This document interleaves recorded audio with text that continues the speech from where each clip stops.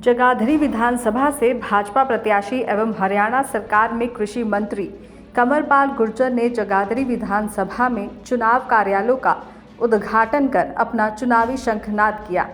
इस मौके पर यमुनानगर जिले के चुनाव प्रभारी उत्तर प्रदेश के पूर्व कैबिनेट मंत्री सुरेश राणा और हिमाचल के पांवटा साहिब से वर्तमान में विधायक एवं पूर्व ऊर्जा मंत्री सुखराम चौधरी मौजूद रहे। सबसे पहले कृषि मंत्री ने प्रताप नगर, उसके बाद छछरौली और फिर जगाधरी शहर में चुनाव कार्यालयों का उद्घाटन किया। इस मौके पर उत्तर प्रदेश के पूर्व कैबिनेट मंत्री सुरेश राणा ने कहा कि भाजपा कार्यकर्ताओं में विधानसभा चुनाव को लेकर भारी उत्साह है। प्रदेश में तीसरी बार भाजपा की सरकार बनेगी।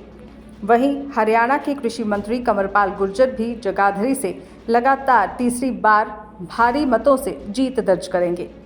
सुरेश राणा ने कांग्रेस पर जमकर निशाना साधते हुए कहा कि कांग्रेस ने केवल झूठ बोलने का काम किया है। कांग्रेस की सरकार घोटाले की सरकार थी। कांग्रेस ने लोकसभा चुनाव में झूठ बोलकर लोगों को बहकाने का काम किया। और क्या कुछ कहा सुरेश राणा ने, आप भी सुनिए।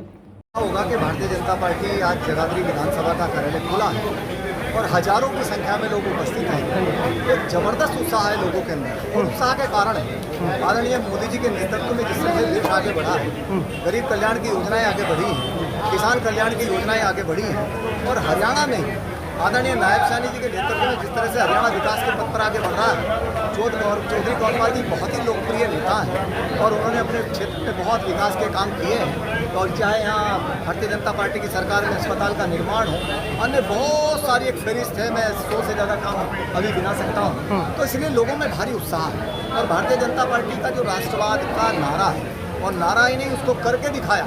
आज लोग देखते हैं जब कांग्रेस के साथ बोले गए झूठ को पकड़ते हैं, जो रोजगार के नाम पर बोला, बहनों के साथ झूठ को पकड़ते हैं, जो खटाखट स्कीम के नाम पर बोला, वो बोलते थे हम खटाखट पैसे देंगे, बहनों के खाते में आएंगे। आज बहनें लगातार खटाखट उनके दरवाजे पीट रही हैं, कांग्रेस के दफ्तरों के दरवाजे पीटे जा रहे हैं, कांग्रेस के घरों के लोग बाहर आकर के लोग उनके चिल्ला रहे हैं बहनें कि हमें पैसा दो। कौन सा पैसा जो आपने झूठ बोल करके हमसे लोकसभा में एक झूठ बोला, वोट लेने का काम किया।